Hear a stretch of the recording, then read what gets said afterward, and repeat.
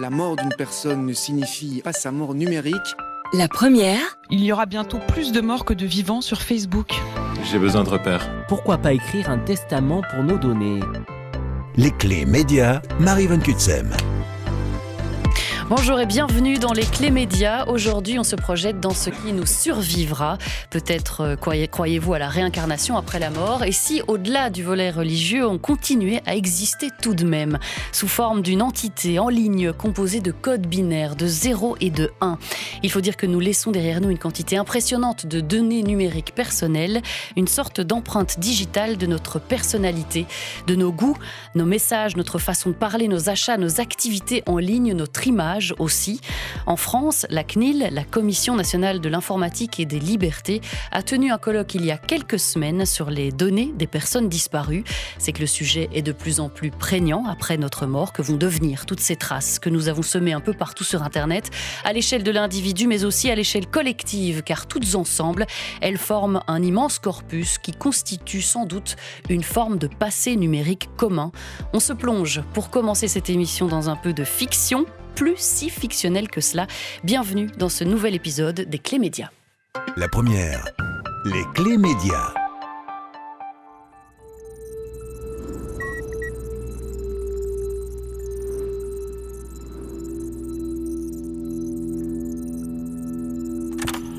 C'est quoi ce truc? Ah, à quoi ça sert? C'est un pauvre truc de... Tu cliques sur le lien et ensuite tu pourras lui parler. Comment ça, parler? Tu tapes des messages, comme pour un email, et ça te répond, comme lui l'aurait fait. Mais il est mort! C'est un logiciel. Il crée un simulacre de la personne. Tu lui donnes son nom. Il fouille dans son passé. Il lit tout ce qu'il ou elle a pu écrire sur Internet de son vivant, tous ses posts sur Facebook, ses tweets, tout ce qui a été publié. Je me suis contentée d'entrer le nom d'Ash. Le système s'est occupé du reste. Non, mais c'est un truc de taré! De taré! Écoute, dis-lui bonjour déjà. Si ça te convainc, tu lui donneras accès à sa messagerie privée. Plus il a de données, plus il lui ressemble. Ça le remplacera jamais. C'est vrai, mais ça fait du bien. Dans cet épisode de Black Mirror, intitulé Be Right Back, bientôt de retour, et sorti en 2013, une jeune femme qui vient de perdre son mari dans un accident de voiture se lance dans une conversation en ligne avec un faux lui, grâce à un logiciel. Black Mirror a l'habitude de pousser la dystopie à son paroxysme. La jeune femme va donc passer au stade supérieur du logiciel assez rapidement, avec une conversation par téléphone.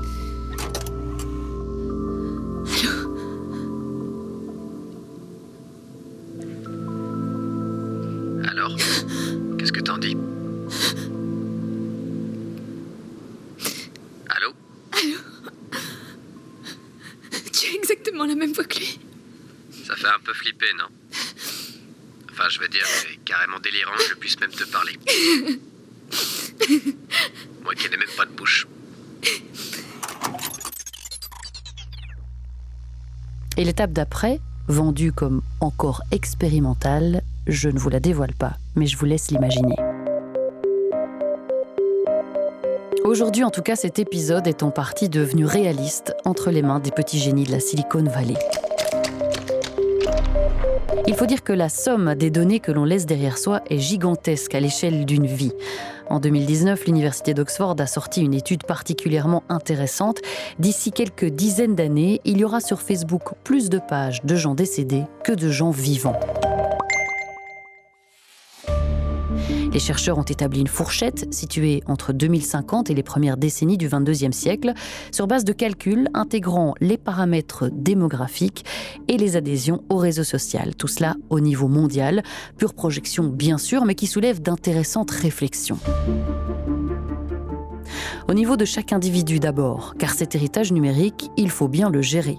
Sur Facebook, par exemple, il existe un paramètre qui permet de supprimer notre page à notre décès ou d'en faire une page commémorative que l'on peut alors léguer à un proche. Les tutos YouTube pour expliquer comment faire pullulent sur le sujet.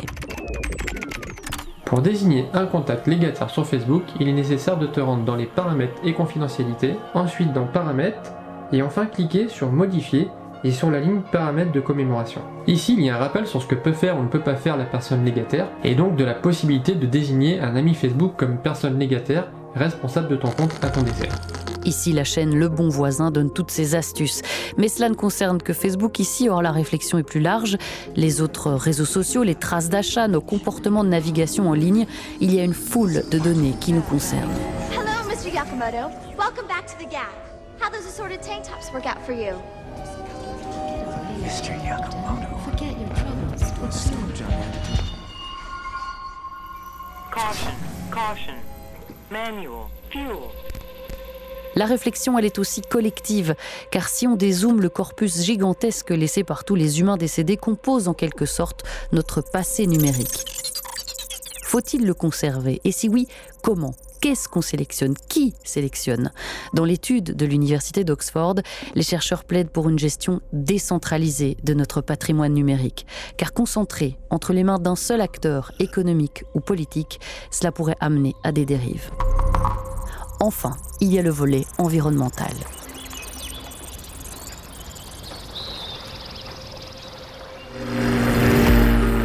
Le plus grand centre de données en Suisse a inauguré le début de son fonctionnement en mai dernier à Gland.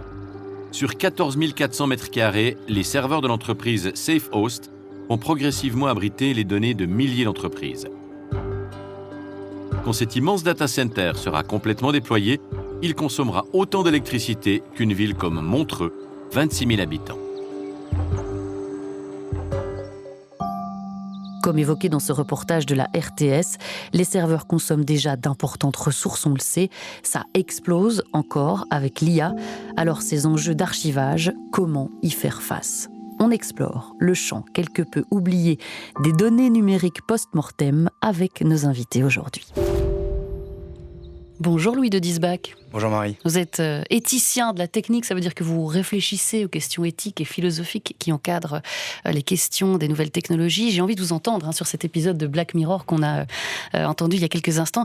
Ça existe aujourd'hui des entreprises qui proposent de fabriquer un chatbot sur base des données numériques d'un proche décédé ? Oui, tout à fait. Et moi, c'est quelque chose que je trouve absolument fabuleux parce que l'épisode dont on a parlé, il sort en 2013. Et en 2013, c'est également l'année où sort le film Her, dont pas mal de gens ont entendu parler, où quelqu'un tombe amoureux d'une IA. Et tout le monde s'empresse de dire à quel point c'est génial parce qu'il donne vraiment une très bonne direction de là où la technologie ne doit pas aller. Et il nous aura fallu 10 ans, il nous aura fallu une petite dizaine d'années pour effectivement aller exactement dans cette direction-là. Et moi, je trouve que ça en dit très très long d'un certain côté sur les idéaux de celles et ceux qui construisent la technologie. On va y revenir, bien sûr. Est-ce que c'est réaliste aussi, cette idée selon laquelle notre empreinte digitale, elle nous reflète très intimement et qu'avec tout ce qu'on laisse en ligne, on pourrait créer un double numérique de soi qui est tout à fait crédible ? Alors, c'est une question philosophique, moi je trouve majeure. Notamment, il y a un philosophe du XXe siècle qui s'appelle Martin Heidegger qui dénonçait justement que la technologie, elle avait une façon de nous forcer à voir le monde et qu'on ne pouvait voir le monde que par le prisme de la technique. Et typiquement, là, la question qu'on peut se poser, c'est sommes-nous, oui ou non, plus que la somme de nos traces numériques ? Et il n'y a pas forcément de réponse, c'est une façon de voir les choses. Certaines personnes vous diront que bah non, si jamais on a beaucoup été sur Internet, sur Facebook, sur Twitter, sur Insta, etc. En fait, on pourrait être uniquement la somme de nos traces numériques. Et d'autres personnes, dont je fais partie en tout cas, pourraient vous dire mais non, mais il y a ce petit quelque chose en plus que le code informatique, qui ne sont finalement que des 0 et des 1 mis bout à bout, ne pourra jamais percevoir. Mais j'ai aucune preuve de ça. C'est une conviction personnelle. Vous me disiez en préparant cette émission que vous, ce que ça réveille chez vous, tout ça, c'est la question de la dignité. Qu'est-ce que vous entendez par là ? En fait, il y a une double dignité, moi, que je trouve importante à creuser. D'une part, c'est la dignité des personnes décédées. Est-ce qu'effectivement, oui ou non, on a le droit, potentiellement sans leur consentement, de les, entre guillemets, ramener à la vie ? On voit de plus en plus comme ça d'initiatives auxquelles moi je m'associe tout à fait, qui disent un peu « do not bot me ». Ne faites pas de moi un robot après mon décès.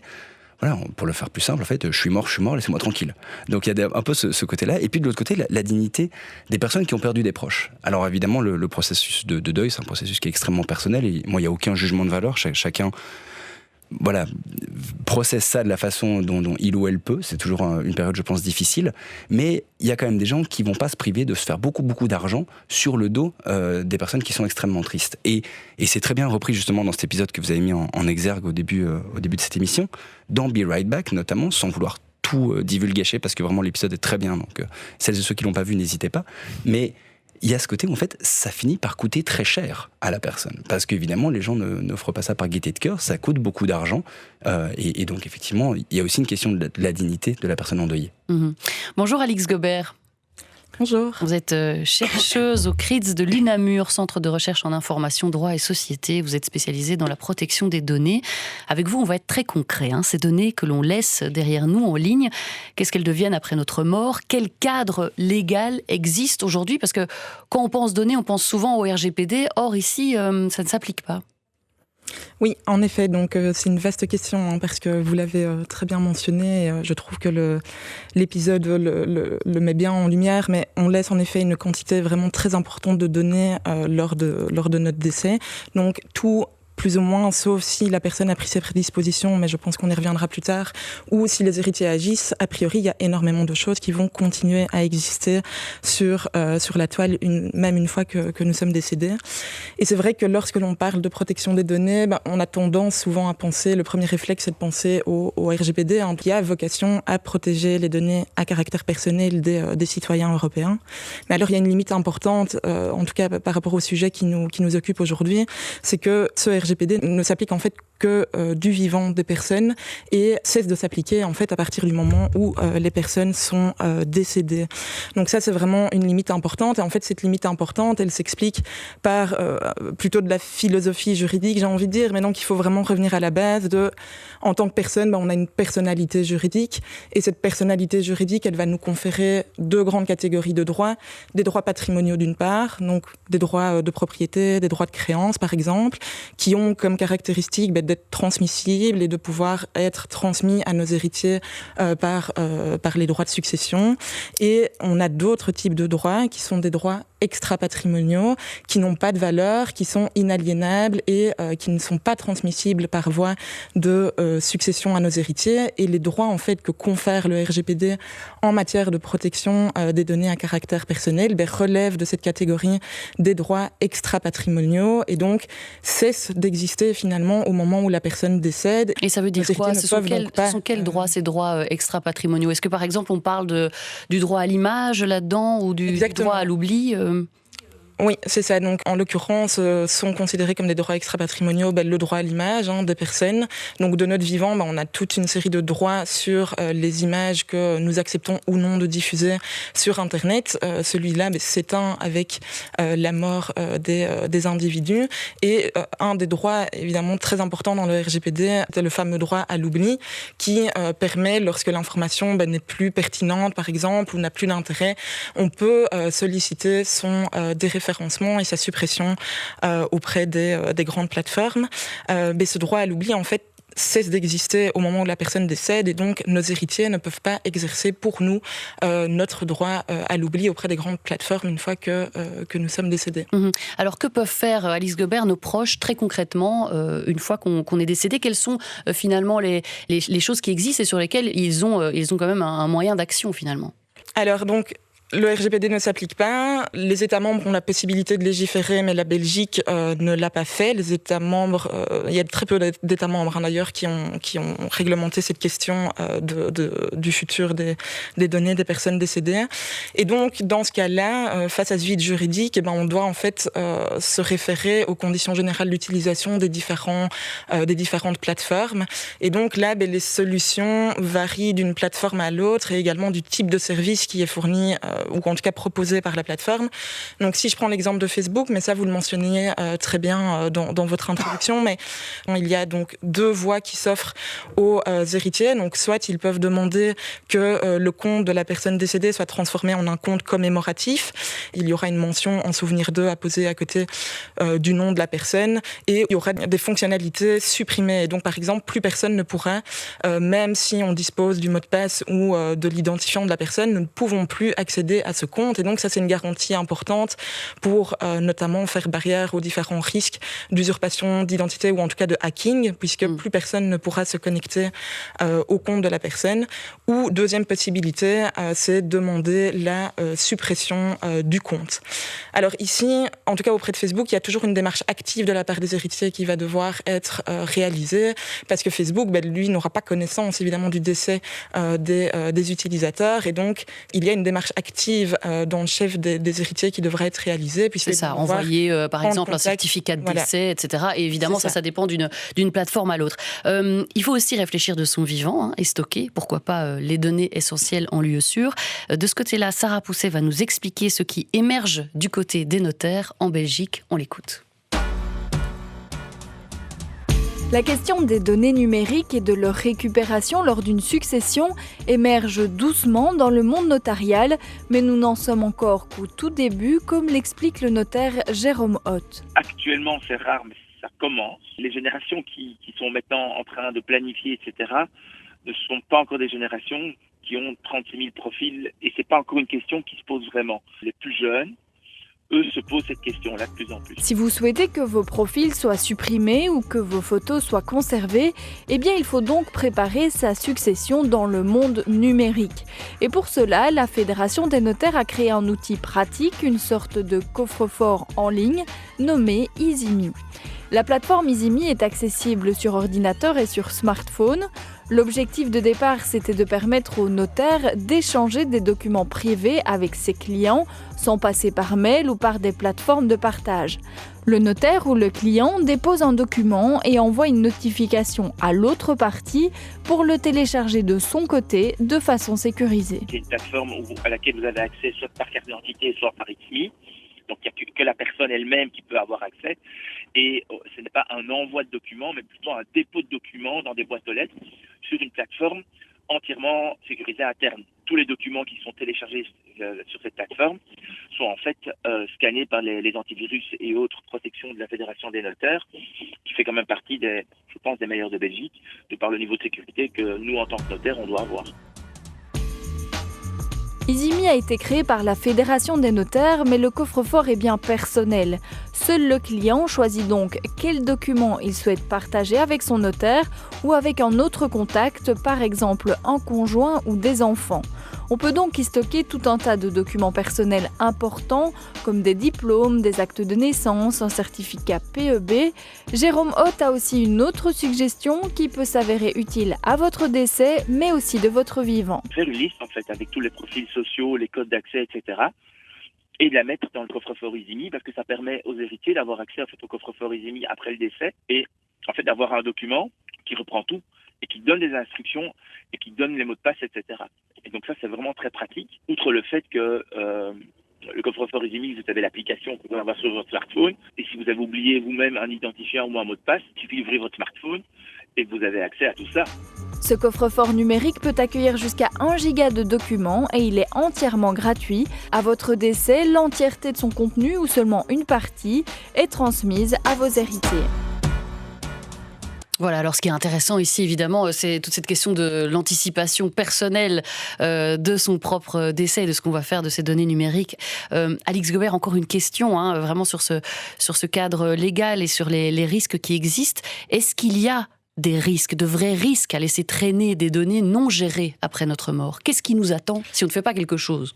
Je dirais que le premier risque, c'est finalement un risque d'éternisation de l'identité numérique, puisque s'il n'y a pas une démarche active à un moment de la part des héritiers ou bien de nous-mêmes lors de notre vivant, si je reprends l'exemple de Facebook, parce que c'est quelque chose qui parle à tout le monde, et il y a quand même énormément de données qui sont publiées par les utilisateurs du réseau social, le compte Facebook ne prévoit jamais de le supprimer. Donc même s'il y a une inactivité prolongée de 5, 10 ou 15 ans, rien dans les conditions générales d'utilisation de Facebook laisse apparaître qu'à un moment, le profil disparaît. Et donc, ça donne lieu à différentes situations qui peuvent être assez incommodantes finalement pour l'entourage de la personne décédée, comme par exemple des notifications annuelles qui rappellent l'anniversaire de la personne décédée, ou bien le fait que le profil de la personne apparaisse dans les suggestions d'ajout de toute une série de personnes. Donc, ça rajoute une couche quand même d'inconfort et de difficultés dans le processus de deuil pour l'entourage. Et alors le deuxième risque que j'ai déjà évoqué tout à l'heure en parlant des profils commémoratifs, c'est le risque d'usurpation d'identité et de hacking de ces comptes.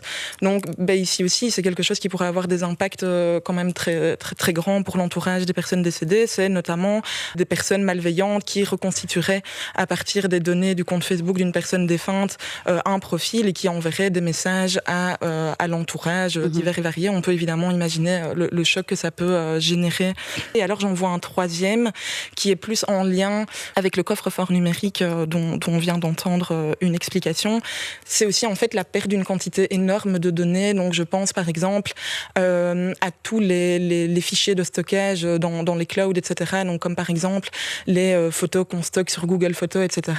Si c'est relié à un seul compte et que la personne n'a pris aucune disposition et que le drive est tout ça disparaît relié à cette adresse et est perdu. Voilà, les personnes jamais, qui restent et qui voudraient accéder à ces photos qui sont parfois des photos de famille, ça peut vraiment aussi mener à des situations difficiles pour les proches qui vont se rendre compte qu'ils ont finalement perdu une quantité très importante de souvenirs ou de documents divers. Louis de Diesbach, vous vouliez réagir à cela ? Oui, tout à fait, parce que je trouve ça très intéressant. Il y a effectivement la crainte de la perte, et puis le risque de la perte, mais il y a aussi le risque de trucs qui restent.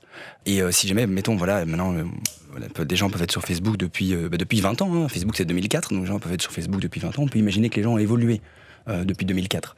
Peut-être qu'en 2004, les gens étaient plus racistes et climato-sceptiques, et puis que, coup de chance, ils ont échangé avec d'autres personnes, ça. Et maintenant, ils ont un avis peut-être plus modéré, peut-être plus sain. Que va retenir le chatbot qu'on ferait de ces gens-là ?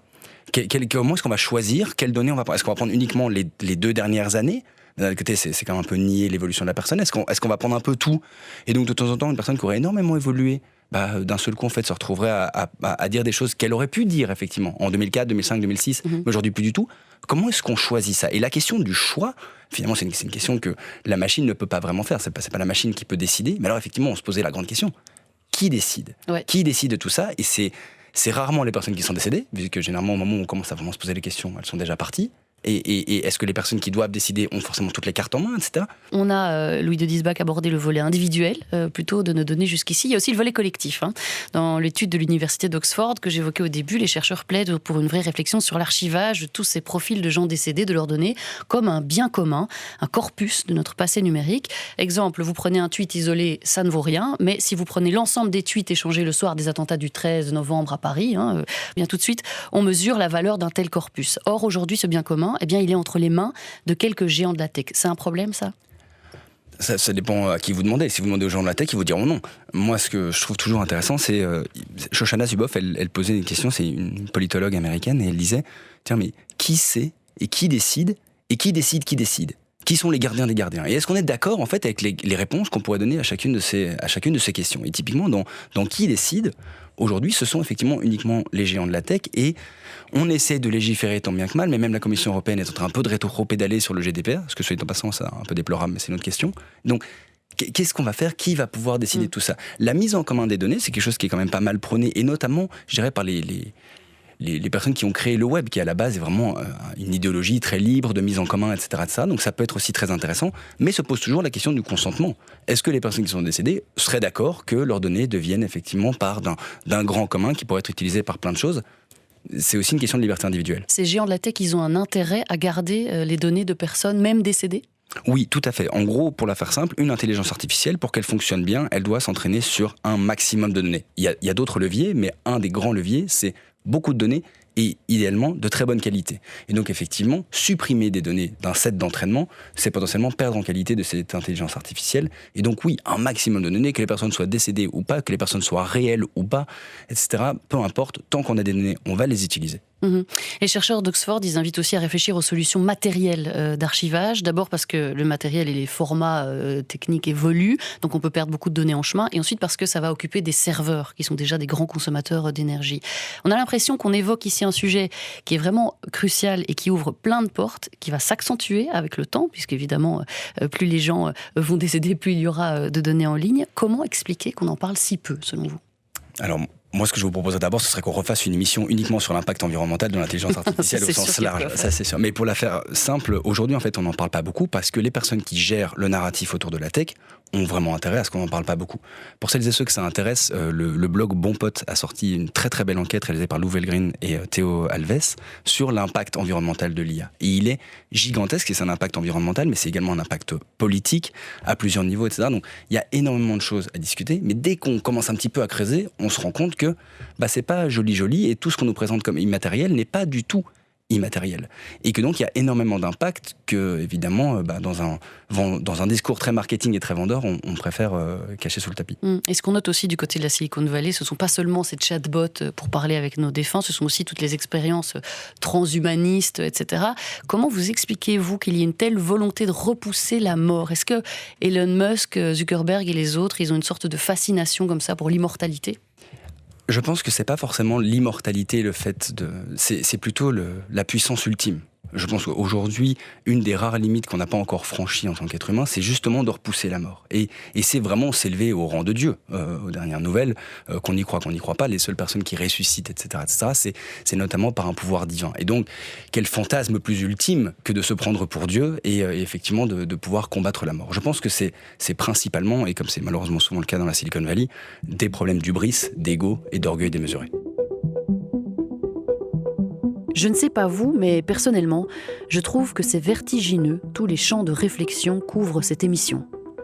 Peut-être que si on devait résumer, au fond, la mort numérique pose les mêmes questions que celle de la mort physique. Que voulons-nous laisser derrière nous ? Que veut-on transmettre à nos proches et à la société ? Ou que veut-on faire disparaître ? Le cadre juridique apporte des balises, elles sont indispensables, mais tant d'autres secteurs entrent ici en compte. L'éthique, la conservation des traces numériques, l'évolution des technologies, la psychologie aussi, et j'en passe. Merci à nos invités pour leur participation. Louis de Disbach est éthicien de la technique et Alix Gobert, doctorante à l'UNAMUR et spécialisée dans la protection des données. À la réalisation de cette émission, il y avait Valentine Gourdange, à la préparation Sarah Pousset et Marie Van Kutsem. À très bientôt pour de nouvelles clés médias.